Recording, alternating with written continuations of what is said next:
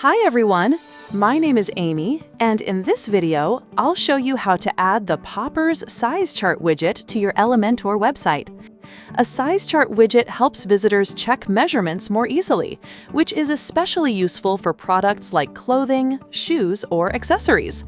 So let's get started. First, go to your Popper dashboard. Then click on Websites. After that, click on Add New Website and enter your Elementor website link. Once you've added the link, click on Add Website. Next, go to your WordPress dashboard. In the Plugins section, search for the Popper plugin, then install and activate it. After activation, click on Popper from the left sidebar. Then check your email and click on Save Account Email. Now go to your Popper dashboard. Once you're there, click on Widgets, and after that, click Create New Widget. Now search for Size Chart in the widget library and open it. Once the widget editor opens, you'll see the preview on the right side and the settings on the left side. In the Data tab, you can select different templates. You can change the title and subtitle in the header section.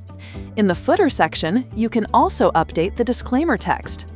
In the measurement table, you can edit the table values and add new rows as needed. Next, go to the Templates tab.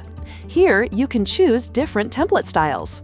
Then go to the Trigger Button section. Here you can change the button text and icon and also upload a custom icon. Next, open the Style tab. In Appearance, you can change the primary color and typography. In Configuration, you can enable or disable the Show Toggle Unit option. Once you're happy with the customization, click Publish Widget.